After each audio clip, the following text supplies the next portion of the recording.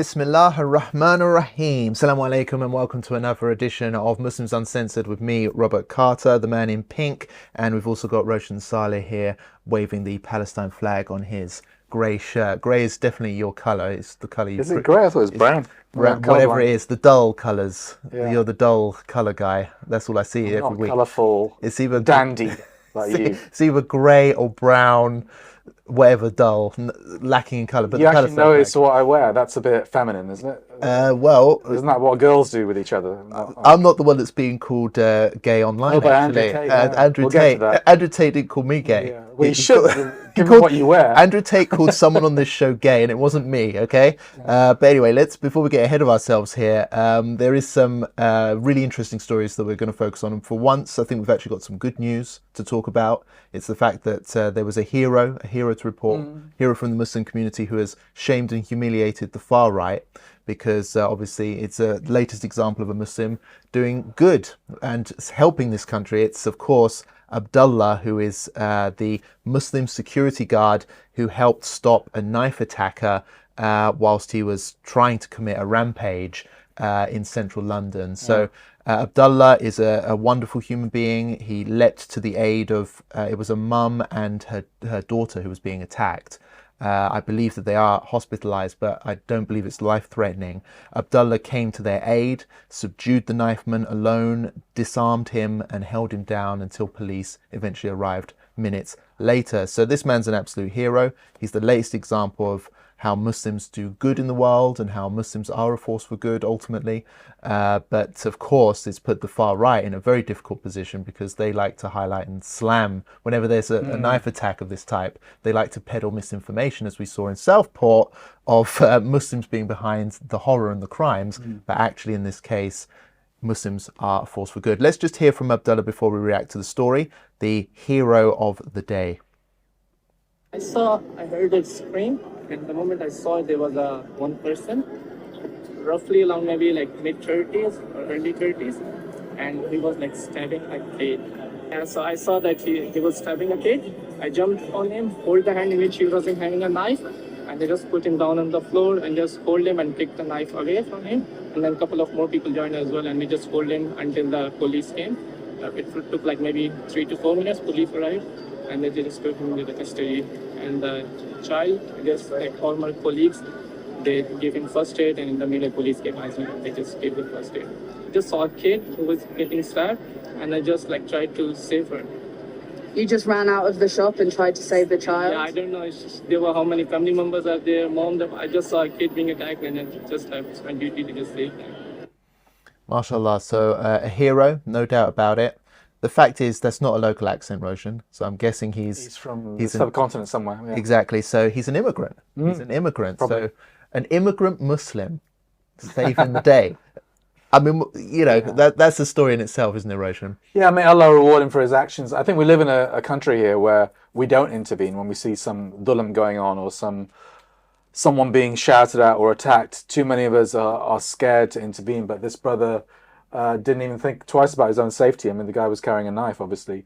I'm not sure what the motive was, why he did it. It looked like some white guy who did it. Not sure what the motive was at all, but he has been charged.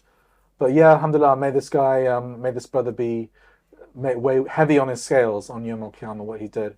But I did notice that the far right, they're in a bit of a quandary because I did see them calling him a hero as well. I think they're desperate to be, because obviously they've been accused of instigating the riots. And kind of creating the mood music for the riots, and in some cases, like Tommy Robinson, directly instigating the riots. So that even Tommy Robinson was calling him a hero, but I think they're running for cover now because they know that they've been accused of instigation. So now they're trying to kind of backpedal a little bit and say, "Oh no, we're not completely anti-Muslim. This guy's a hero."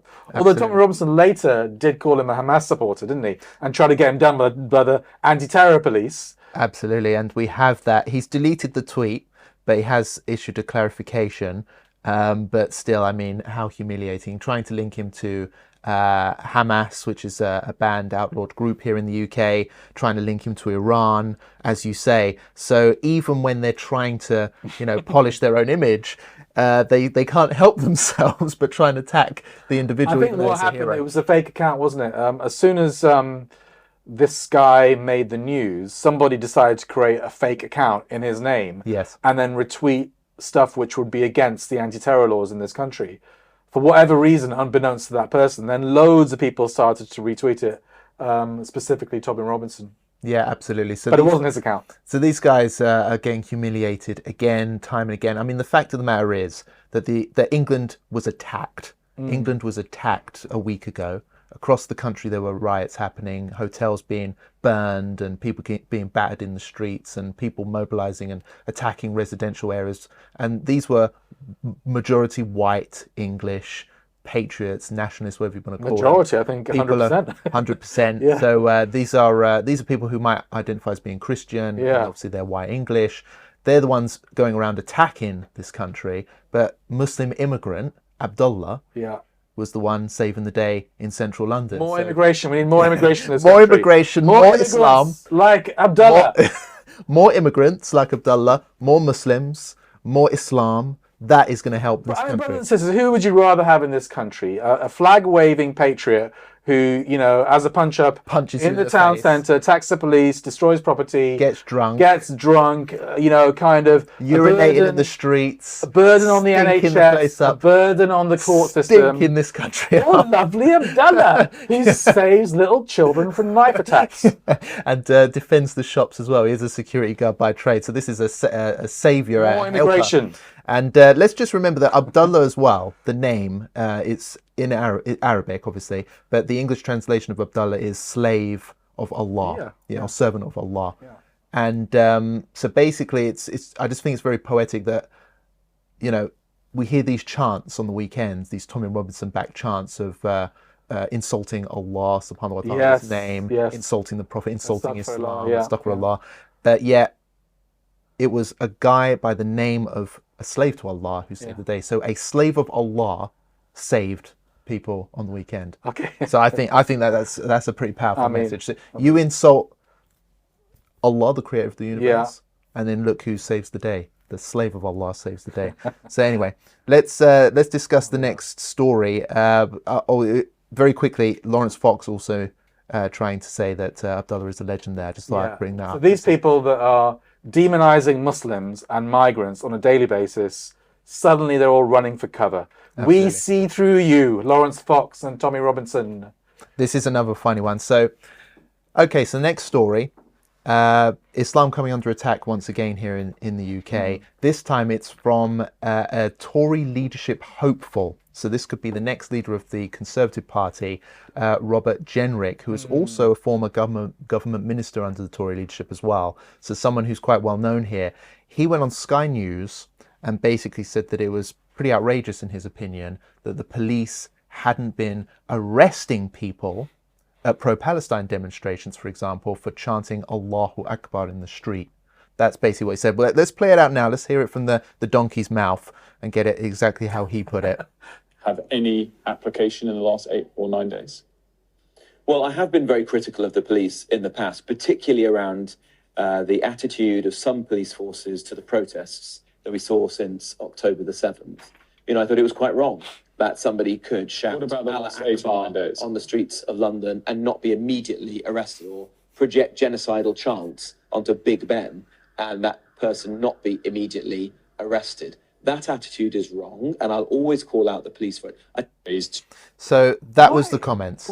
Before we get into this, it's embarrassing how they pronounce Allahu Akbar, isn't it? It's not that difficult to pronounce Allahu Akbar. Yeah. But all these journalists, you know, very seasoned journalists, often who are reporting on Islam and Muslims regularly throughout their careers, the way they pronounce it is embarrassing. I don't even want to repeat it because I would consider it blasphemous. But it just shows how these, you know, politicians and journalists who are commenting all the time about Muslims and Islam, they haven't got a clue. Even the basic stuff, they haven't got a clue. Well, I mean, Robert Jenrick doesn't seem like he knows what Allahu Akbar means, because he was saying that why aren't police immediately arresting people for saying it? I mean, does he even know anything? I mean, that is so common knowledge that I think a 10-year-old in primary school would know that that's what every Muslim says several times a day. It's part of prayer. It's literally everything for us, you know. And it doesn't mean it just means God is greatest. I mean, what's next? Why doesn't he arrest? Why doesn't he want to see people arrested for chanting pro-Israel chants or waving the IDF flag at Arabs and Palestinians, for example? That's he's a Zionist. He's an arch Zionist, isn't he? And I think he does know what he's doing, because he's obviously running for leadership. Tory party. He's trying to appeal to the right wing, so it's probably very calculated what he did. And designed to be a little bit ambiguous, because he later qualified it by saying, I think, what did he do? Should we have a look? Yeah, absolutely. I do have the tweet here, because I mean, I saw it as him basically knuckling down, because people were slamming him by this point. It went viral. Everyone was having a dig at him, saying how outrageous it was. But of course, he did basically. I mean, it's not like he apologized. He clarified, but ultimately he dug his heels in. So the tweet basically says, Allahu Akbar is spoken peacefully and spiritually by millions of British Muslims. He clarified that. But the aggressive chanting below is intimidatory and threatening, and it's an offence under Section 4 and 5 of the Public Order Act, apparently. Extremists routinely abuse common expressions for their own shameful ends. All violence must end. Look, all violence if you're out. I mean, I guess his stereotype is probably like an ISIS type stereotype, where someone beheads somebody innocent and says Allahu Akbar. And obviously we all know that's an abuse of Islam. But that's probably what he has in his mind. But he's extrapolating it and generalizing it, making these crass generalizations, deliberately being ambiguous. But we all know what his intention was and what the effect of his word was. It's to demonize Islam and Muslims. What a joke. This guy has been calling the Palestinian, pro-Palestine marches, hate marches for 8 months now, or more than that. He is on the right wing of the Tory party. He's an arch-Zionist. He can't bring himself to criticize Israel for the genocidal massacres that they are committing. This is a guy with no moral values, in my opinion. And he's just exposed himself. But I like the way that I think you and me both asked people to tweet him and at him saying, Allahu Akbar, God is great. Yeah, and absolutely. I think hundreds of thousands of people did that. Yeah, absolutely. That was a great idea. And I also saw Modin Ali do that. He was the Green Party councillor he was actually forced to apologise for saying things pro-Palestine, but also for chanting Allahu Akbar when he won in the local elections. How can anyone apologise for saying Allahu Akbar? Absolutely not. Absolutely not. I mean, this should be a red line. I think, especially when they come after things like the concept of Sharia and anything like the Quran itself and insulting the honour of the Prophet, these are red lines which we should mobilise to defend, because if you allow them to get away with these attacks on Islam itself, we already put up with enough attacks on us personally as Muslims, not me, but Muslims, black and brown Muslims who were born Muslim in this country. We can't allow them to attack our religion as well. We have to step up and mobilise and defend it. Allah is great. Robert Jenrick is not great. Exactly, yeah. He's the most ungreat person I know now. Dilly, what's Dilly doing? He's popped up in Afghanistan. The Islamic Emirate of Afghanistan, after all. So Dilly Hussein has gone to Afghanistan. I believe it's his first time there. Yes, it is, yeah. Especially since it became an Islamic Emirate. Let's just hear a little clip of Dilly while he's on location. Assalamu alaikum, brothers and sisters. I pray you're well, inshallah ta'ala. Many of you will know that I'm currently in my first visit to the Islamic Emirate of Afghanistan. I'm currently on Wazir Akbar Khan Hill. This is a hill that was named after one of the very earliest presidents of Afghanistan. But the symbolic reason as to why I'm here is because the flag right behind me is the largest kalima flag that exists in the world in any color. So think of all the different flags that you could possibly think of, nation states or otherwise.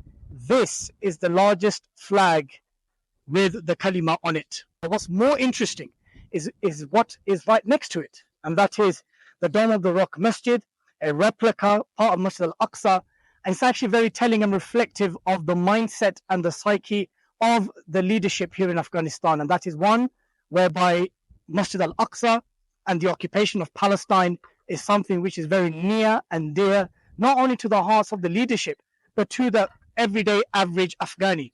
Every person I've spoken to is fully aware of what's happening in Gaza. Every Afghan I've spoken to, young and old, whether it is a driver or a restaurant worker, are fully aware and following events very closely in terms of the genocide in Gaza. So how beautiful it is actually to see that there is a Muslim majority country, an Islamic Emirate, who not only takes great pride in the flag with the kalima, but it is right next to the third holiest site in Islam. So, yeah, just tell me about Dilly's trip, because I Yeah. think one thing which was so great about when you visited Afghanistan is that the world managed to actually see some proper journalism when it comes to covering what's going on in Afghanistan without the biased Western propaganda attached to it. So this trip, Dilly's been planning it for quite a few months now, and alhamdulillah, we were able to send him out there. He'll be out there for about 8 or 9 days, I think.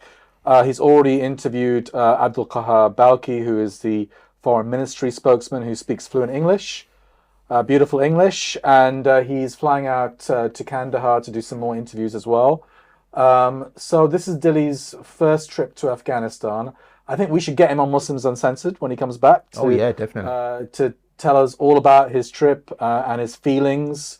The conversations I've had with him when he's been out there, he says that, you know, he's experienced prophetic type hospitality from the brothers in Afghanistan.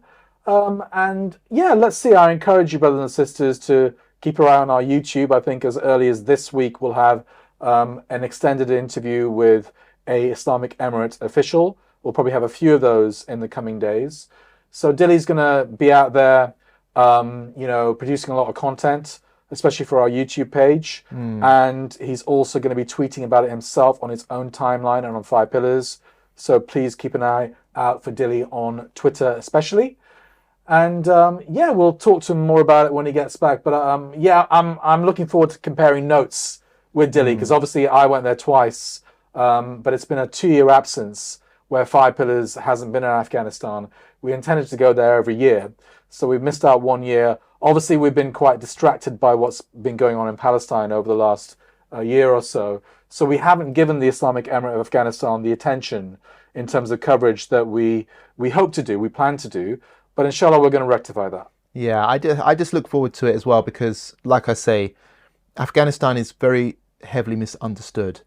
And I think the like the Taliban as well, for example, all we've ever seen and heard of them is what white Western journalists who work for the BBC and CNN have to say about it. And obviously it's all negative, purely negative.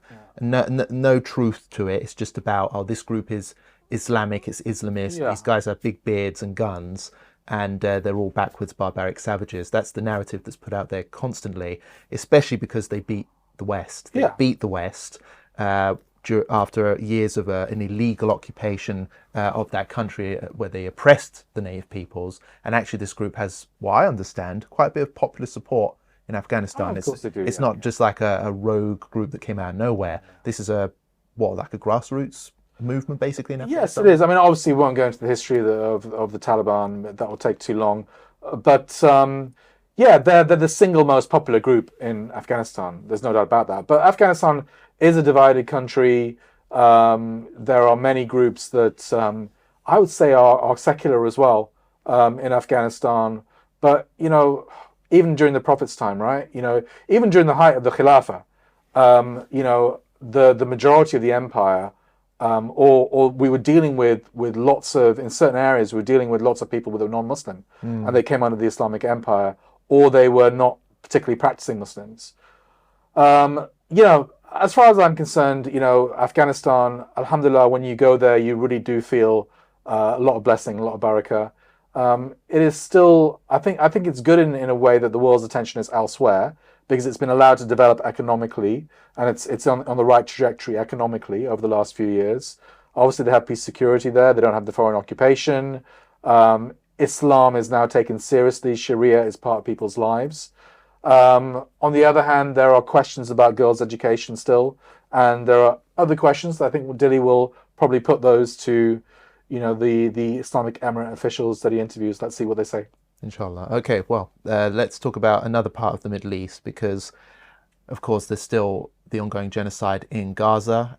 The death toll has spiked recently because Israel has started once again indiscriminately attacking Gaza. 100 people were killed at a hospital. I think it was an education facility. A school, yeah. A school that had been used as a shelter, basically, and they were killed whilst praying, and at least 100 casualties there, and there have been many other bombings since. I think the death count as we know it has almost hit 40K. Although, of course, many people believe that it's much more than that. Yeah. We just haven't had the chance to pull the bodies out Yeah. from under the rubble, unfortunately, amid Israel's ongoing aggression. But what everyone wants to know is, will Iran strike? When will it strike? And how big of a strike will it be? Yeah. Following the assassination of the senior political leader from Gaza. It looks like, Roshan, it might happen very soon. People were speculating it would happen last week. It didn't. But leaders in the West have all phone called the Iranian president and have basically urged him, please don't attack our beloved friend Israel. Don't do it. It'll make things worse. How it'll get worse, I don't know. But that's what everyone's been doing, including our Prime Minister, Keir Starmer. He called the Iranian president, said, please don't strike our best mate Israel. And we're going to wait and see what happens now. But I think Iran dedicated to responding. Just how and when, we'll have to wait and see, Roshan. Yeah, so two things to say. One is that Israel is continuing its daily massacres in Gaza. Unfortunately, we've become sensitized to it, I think, to a large extent. And people, you know, even when we put up the videos on 5 pillars, they're not getting the same traction because I think people, unfortunately, just getting used to it. Muslims are getting used to it. But we shouldn't get used to it. We should still be shocked by what we see because we see the raw footage coming through and we censor that footage because we have to on social media. And even ethically, it's probably the right thing to do because I know if, you know, astaghfirullah, if any of us lost a child and they were blown to pieces, would you want the world to see that? I don't think we would. I mean, some parents may say for the greater good, you know, we have to see everything. I understand those debates are going on, but it's absolutely horrific, the footage that is coming through. And the suffering of the children is what really gets to me, is literally these children are being burned and having, you know, being chopped to pieces, but they're still alive. And they get to the hospital, they rush to the hospital and no one can treat them. There's no anesthetic. They're having operations performed without anesthetic. They're left to bleed on the hospital floors. This is literally what these scumbags are doing. And all I can say is that we will never forgive. We will never forget. We know who you are. We will never forgive you. You will be our enemies till Yom Qiyamah, quite frankly. Now, on Iran, obviously, Iran has pledged to strike back. I think they have to strike back because of their own internal political situation. If they don't strike back, then they undermine their own position domestically. So I think there's an acknowledgement within Iran that they have to strike Israel. There has to be a direct strike from Iran on Israel. This is what the Iranians are thinking. Now, the question is, will they also activate their allies like Hezbollah or the Houthis? The Houthis could possibly block the Bab el-Mandeb and you know, basically block world trade, which would have a huge impact globally. Hezbollah have a massive arsenal of missiles. What targets will they attack? Will it be civilian areas? Will it be civilian infrastructure like bridges, electricity plants, stuff like that? I tend to think that the Iranians will strike. Now, Israeli intelligence, which unfortunately has proved effective because they managed to assassinate Ismail Haniyeh, they seem to think that Iran will strike this week, and so do Western intelligence agencies. Now, just because of that, Iran may not strike, because I think if they do that, then they're effectively admitting that they are infiltrated by the Israelis in the West. So it'll come at some point, I think. I'm pretty sure it will come at some point. Obviously, some people that don't like Iran, for whatever reason, are saying that they're not going to strike, it's all bluster, or if they strike, it'll be a very limited strike. I think we're going to see an escalation which is higher than what we saw in April, but will still not reach a threshold where Israel will declare all-out war. That's my best assessment. What do you think? I think, yeah, Israel has forced them into a position where they have to do something, because you have to remember as well that culturally, when you have a guest in your home, this is like Muslim culture, not just Iranian, when you have a guest in your home, you have to protect that person. And the Iranians failed to protect their guest here. So the fact is that if they don't take some kind of meaningful action... So I spilled water over myself just in case. That is water, nothing else. Yeah. Well, let's zoom in on that. But well, it's yeah, I think they're basically forced into some kind of meaningful reaction here, but how far can they go? Because again, as you've mentioned in previous episodes, I don't think that they want an all-out regional war. No, Iran definitely doesn't. If they can avoid it. So yeah, it just depends. I think we could potentially see them attacking Israel from multiple fronts, like you say. That would be a serious escalation, because I don't think they've ever actually done that before. No. Multi-pronged attack Not on Israel at the same time. So that would be a kind of show of strength. Even if they didn't hit anything, it's a symbolic, like, okay, we've taken it up a notch. But yeah, I just think this idea of what are they going to hit, because they don't want Israel to retaliate as well again, because then it would be tit for tat, and that's going on to a full-blown regional war, maybe even towards World War III. So I think the Iranians will show restraint, which they have done multiple times in the past. I mean, the fact is, Soleimani was assassinated by the US several years ago, and they restrained themselves, didn't they? I mean, that was their top guy. No, Iran doesn't. That was their top guy. I mean, look, I mean, obviously, I think a lot of Muslims want to see Israel punished. That's the reality of the Muslim world. That's where the Ummah is at. They want to see Israel punished for committing a genocide.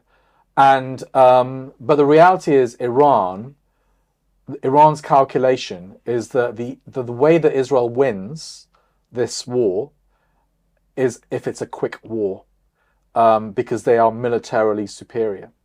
So Iran is like, should we give Israel what they want, which is basically an all-out war, a decisive war, which in the short term Israel would probably win, or are we going to drag this out for a long time, because that's the best way of defeating Israel? But unfortunately, from the Iranian fans' perspective, that does mean taking a lot of humiliations, where Israel blatantly goes around assassinating nuclear scientists, guests in Iran, high-ranking officials, who knows, maybe even the Iranian president, It entails a lot of humiliation for Iran and its allies. It certainly does. Well, let's wait and see how that goes. So we might be doing another Muslims Uncensored episode this week then, who knows? It depends what you're up to. I'm abroad. Swanning off again. I'm abroad this week, so I'm hoping that Iran doesn't strike this week, because that means I have to do Muslims Uncensored from an undisclosed location. Yeah, absolutely. Yeah. Well, let's see where it goes. We will be covering all the action, of course, as we always do on 5 Pillars. So rest assured, if Roshan has to sacrifice one of his holidays, I'm sure I can pressure him to do so. Well, let's come back to the UK now, because obviously I think it's quietening down now, the far-right riots and all that type of stuff, which we saw happening about a week or so ago, dragged on for a couple of days. There was a reaction to that. Muslims and anti-racist forces in this country mobilized as well. We saw that, but I think now we're still dealing with the consequences of what happened. We're still trying to analyze it and see what's going to happen. Will there be another round of violence? Will it escalate? Let's wait and see. But I think one of the targets of heavy criticism after what happened has been the right-wing political party Reform UK. This is a party headed by Nigel Farage, who's a well-known figure here in British politics, a right-wing figure who's anti-immigration. He credits himself for giving us Brexit, which is all about pulling out of Europe and closing the borders, basically. He also has been criticised to the extent that the riots have been referred to by some as the Farage riots. Now, just to clarify, he hates that term, he rejects it completely, and he claims pure innocence. He has no role behind it, but that hasn't stopped the critics. There was a large protest outside Reform UK headquarters in London on the weekend. I'll just play out now a few reactions from speakers in the audience. What do we do?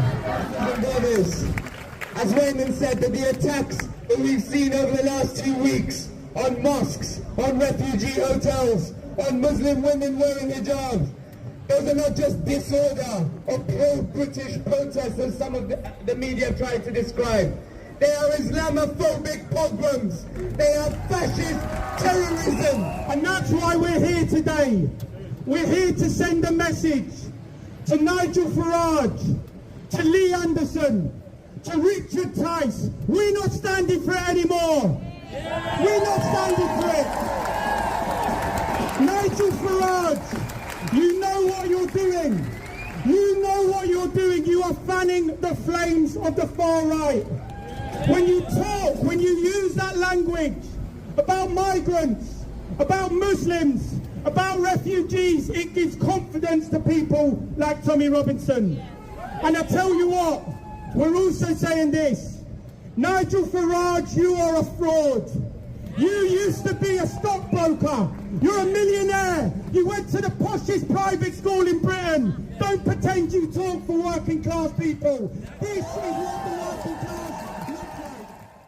Now, before we carry on with our analysis, let's bring an example in, because I think it's only fair that we actually back up some of the things that have been said against Nigel Farage. Here's an interview which he famously gave, I believe it was during the last general election, when he obviously, this was the election in which Reform UK gained some seats for the first time ever in UK Parliament. Let's play out an interview which Nigel Farage gave on the issue of immigration and the issue of Muslims, it seems, from his perspective. We have a growing number of young people in this country who do not subscribe to British values, in fact, loathe much of what we stand for. So what do you do? Who are we talking about there? Oh, I think we see them on the streets of London every Saturday. What do they look like? We're talking about... What do they look like? Are we talking about Muslims here? We are. And I'm afraid I found some of the recent surveys saying that 46% of British Muslims support Hamas, support a terrorist organisation that is prescribed in this country. So we've been, and what's interesting is that this Prime Minister is building up far more of that population than anybody before in history. Well, this is very interesting, and we don't have that survey in front of us, but let's just unpick what you've just said. Are you sure you want to make the blanket accusation that you've just made that Muslims are somehow less patriotic than other British people, because those people on those demonstrations are British? Did you watch the recent elections that took place up and down the country? We don't know that, and we don't know they support Hamas. Would you like to revisit what you said? Let's be clear. There is a growing population of people in this country, a lot of them very young, who have recently been voting for and electing candidates, right, up and down the country, in inner cities, who stand for a set of values that are completely, not only don't subscribe to our values, but in many cases are totally against our values. And so that's a prominent recent example of the type of thing that he says. So basically, Muslims, there's some kind of issue there, they're not integrating, and that they actually hate or don't like British values. So kind of othering this community and being very general with the phrase like Muslims, rather than, you know, being specific about who he's talking about. So this is what people say when they link Farage to these far-right actions, is that he's feeding into this environment of hate, which sees Muslims and immigrants and black and brown people as a sort of dangerous other that doesn't integrate and is anti-British values, whatever that means. Yeah, so there's two things to say. One is that I think the Muslim response to the riots, the far-right, violent, thuggish riots, was pretty exemplary. I think, you know, there were some imams telling us to not go out into the streets to defend our communities, but I think overall we did the opposite. We went out into the streets, we showed our presence.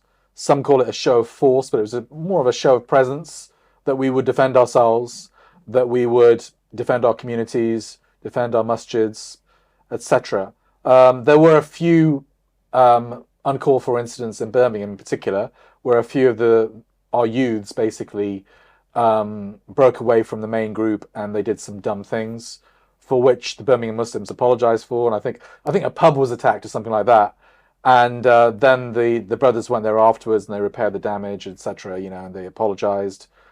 But overall, we saw tens of thousands, if not more, Muslims and non-Muslims on the streets saying to the far right, "You're not going to come here. You know, you're not welcome here. You ain't going to pass." I went to Bedford, to Dilly's manor, and there were lots of non-Muslims there. There were Sikhs, there were, you know, Christians, there were a few atheists there even that I interviewed, and it was a good show of force. Obviously, the far right didn't turn up. I think there was a lot of fake news about where they would be, but I think it was important that Muslims came out and made it clear that they would defend their communities. They were not victims. We can take care of ourselves. And there was a big police presence there that night as well. The second thing to say about Reform UK, obviously, it's very clear to me that this is a far-right political party, perhaps the most extreme political party ever elected to the British Parliament. And their rhetoric centres around the demonisation of migrants and Muslims. And they dehumanise immigrants and Muslims on a regular basis. Of course, there are people in suits that are standing up in Parliament and doing it, and they're on mainstream TV channels. But that doesn't make them any less culpable in my eyes. They might not be the ones throwing the bottles at the police or attacking property surrounding mosques, threatening Muslims. But are they creating the moon music?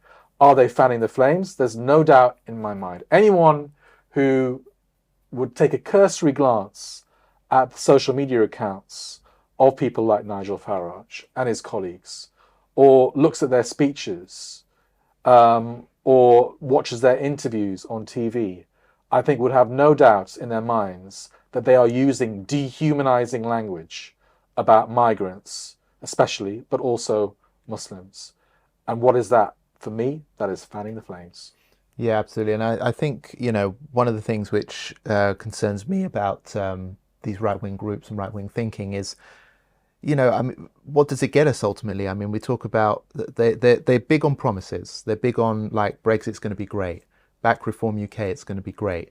We're offering something new. But all of these right-wing talking points doesn't get us anything. That's what I've learned. So I hope that other people can start to see that too. But also, the misinformation and stuff like that. I mean, you talk about Tommy Robinson. He endorses Reform UK in the last general election. Yes. I don't think they share the endorsement. In fact, Nigel Farage has distanced himself from Tommy. Yeah, they've thrown them under the bus. For individuals from Reform UK to say no, we're totally innocent. We're not far right. We're not this. We're not that. We have nothing to do with the riots. Nothing to do with the hateful atmosphere that this country has right now.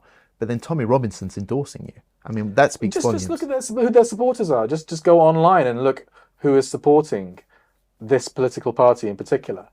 A lot of the comments I see are from far-right fascists, who the kind of people that will openly insult Islam and our Prophet sallallahu alaihi wasallam and even Allah Azza wa Jal, Allah Almighty, and who will, use racial slurs. Now, they don't do it, but as far as I can see, their supporters are doing it. These are the kind of people that are attracted to Reform UK. I think it's a very, very dangerous political party in this country. And it caters to the far right, and that is their constituency. Not just ordinary people who are worried about immigration. I mean, I'm not saying every person that is worried about immigration is, Reform UK. A lot of them probably would vote Tory. Some of them probably vote Labour. But there's no doubt in my mind what these people are doing and whose votes they are chasing. Yeah, absolutely. Dangerous, very dangerous. They need to stop their rhetoric, and we need to stand up to them as well. We need to absolutely stand up to these people and expose what they're doing, because I worry about the divisions they're going to cause in British society. I think we've seen some of them over the last few weeks, and it could get worse. And it is very irritating for someone like me who, for example, I know through just simply interacting with Muslims in this country that most Muslims are very good, honest, decent people who bring a lot to this country. Immigration. Not just Muslims, non-Muslims, immigrants as well. It's good for this country, but and these individuals know that because most of them are very rich, so they've benefited from the economy of this country. But they're making a hateful argument against immigrants because they know it gets votes. And so that's why I think this is all about. I don't even know if they genuinely believe that this country would be better off if it totally shut down all the borders, totally pulled out of the European Union. I don't even know if they genuinely believe that, but I think they know that it is a position which is good to take for their benefit politically, because unfortunately there's tropes. There's issues in this country with hateful viewpoints. I mean, they repeat basically lies again and again about things. There are certain catchphrases they use, like uncontrolled immigration. Now, uncontrolled immigration, there might be issues with the immigration system in this country, but one thing it's not is it's not uncontrolled. Uncontrolled means that there are no laws whatsoever. Anyone can come in, anyone can do whatever they like. Now, it's certainly not as easy as that to get into the country. So even the use of the term uncontrolled immigration is a dog whistle to the far right. Two-tier policing. I mean, seriously, are they insulting our intelligence, ethnic minorities and Muslims? Just Schedule 7 and stop and search. That's two-tier policing, you know. There is not two-tier policing in our favour in this country. In fact, I would say it's the other way around. Oh, yeah. Yet they're pandering to the far right by repeating these catchphrases. Two-tier policing, it's conspiracy. Uncontrolled. These are far-right conspiracy theories peddled by Reform UK and amplified by stations like GB News and Talk TV. Very, very dangerous. Another well-known one was that the London mayor, Sadiq Khan, because he's of Muslim heritage, he's been accused of having some kind of Islamist plot to take over London. Being in a pocket of Islamists. Yeah, pocket of Islamists. That was Lee Anderson, the Reform UK MP. So there you go, another conspiracy theory. We know very well that Sadiq Khan hasn't got any time for us. If we're the Islamists, he hasn't got a minute's time for us, like, you know, openly or behind closed doors. He wouldn't want to be seen in the same room as a Muslim. He would rather be in the same room as a trans or an LGBT or whatever than us any day of the week. Absolutely, yeah. I'm not commenting on that. I'm not saying it's a good thing or a bad thing, but that is the reality. That's who Sadiq Khan is. He is not in the pocket of people like you and me. It's just not truthful information, is it? But we would love to control the London Mayor, wouldn't we? That would be great. Pulling the strings of the London Mayor. Well, I think we've covered most of our ground here today, Roshan. Is there anything you wanted to express? No, the only thing I would say is that obviously we, Muslims Uncensored, normally we do it on Wednesdays, but over the past couple of months that's been out the window simply because we've been away, things have got in the way, like the general election. But inshallah, I think after the month of August comes to an end and things get back to normal and people get back into a regular work routine, we'll be doing this every Wednesday like clockwork, inshallah. Inshallah. Well, you know where to find us. We're obviously on YouTube and we share as well on other platforms like Twitter and Facebook too. So do like, share and subscribe. It helps the platform immensely. And do leave your comments in the comment section below. We do read through them. And we will respond to those which we appreciate. Were there any comments from last week's episode which got up your nose? Or do you know what? I didn't look so much this week because I've just been, I've been so busy elsewhere. But I know you're quite sensitive to a critical any criticism whatsoever. Yeah, I'm a massive snowflake.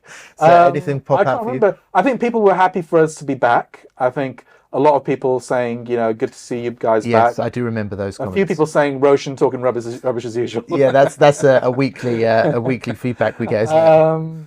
I think but generally, alhamdulillah, thank you for the well wishes, and we were only away a few weeks. I think, Oh, some congratulations on the birth of my child. Yes. So how's that going? I really appreciate that, by the way. How's the nappy changing going, Robert? Yeah, good. Obviously, do you change nappies or are you a man's man? No, I'm a nappy changer, so I'll get involved. But Andrew Tate and the gay slur. Oh yeah, the most important thing of the show. Why we did the show. All right, an extra 5 minutes, brothers and sisters.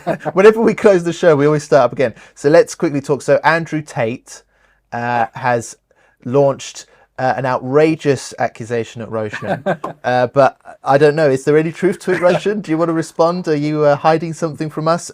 Are you gay? I guess is the question. That's why Andrew Tate. Why am I hesitating? No, I'm not. We've got you here, Roshan. No. But I just thought it was a bit of a childish slur.